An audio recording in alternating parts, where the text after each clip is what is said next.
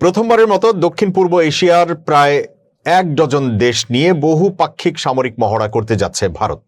১৩ দিনের এই মহড়া তত্ত্বাবধান করবে ভারতের সেনাবাহিনী। প্রগতি শীর্ষক মহড়াটি ১৮ মে শুরু হয়ে শেষ হবে ৩১ মে। এশিয়ার ১১টি দেশ এই মহড়ায় আমন্ত্রণ পেলেও তালিকায় বাংলাদেশের নাম নেই। প্রতিবেশী ঢাকাকে বাদ দিয়ে অন্যান্য দেশ নিয়ে নয়াদিল্লির আঞ্চলিক সামরিক তৎপরতা কোনো উদ্বেগের ইঙ্গিত দিচ্ছে কিনা তা নিয়ে প্রশ্ন উঠছে। টাইমস অব ইন্ডিয়া বলছে, আঞ্চলিক প্রতিরক্ষা কূটনীতিতে নতুন মাত্রা যোগ করতেই ভারত এই প্রথম বহুপাক্ষিক সামরিক মহড়া আয়োজন করতে যাচ্ছে। ভারতীয় সেনাবাহিনীর অতিরিক্ত জনসংযোগ পরিদপ্তর জানিয়েছে, মেঘালয়ের উমরোহিতে অবস্থিত ভারতীয় সেনাবাহিনীর আন্তর্জাতিক সামরিক প্রশিক্ষণ কেন্দ্রে মহড়াটি হবে। অংশগ্রহণকারী দেশগুলোর মধ্যে প্রতিরক্ষা সহযোগিতা জোরদার, যৌথ অপারেশন, সক্ষমতা বৃদ্ধি এবং পারস্পরিক আস্থা নির্মাণই এই মহড়ার লক্ষ্য। এতে অংশ নেবে লাওস, মিয়ানমার, সিসিলি, শ্রীলঙ্কা, ফিলিপাইন, নেপাল, মালদ্বীপ, মালয়েশিয়া, ভিয়েতনাম, কম্বোডিয়া ও ভুটান।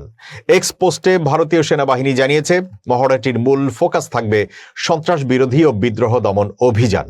একই সঙ্গে এটি ভারতের প্রতিরক্ষা কূটনীতির অংশ হিসেবে আঞ্চলিক সেনাবাহিনীগুলোর সঙ্গে সক্ষমতা উন্নয়ন ও সমন্বিত অপারেশনাল কাঠামো গড়ে তোলার প্রচেষ্টাকে এগিয়ে নেবে। সামরিক বিশেষজ্ঞদের মতে, প্রগতি শুধু একটি সামরিক মহড়া নয়, এটি ভারতের বৃহত্তর আঞ্চলিক নিরাপত্তা কৌশলের অংশ।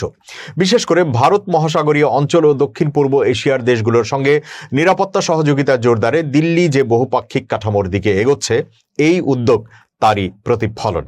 মহড়ার সঙ্গে ২ দিনের একটি প্রতিরক্ষা শিল্প প্রদর্শনীরও আয়োজন রাখা হয়েছে, যেখানে ভারত নিজস্ব উৎপাদিত সামরিক সরঞ্জাম ও প্রযুক্তি প্রদর্শন করবে।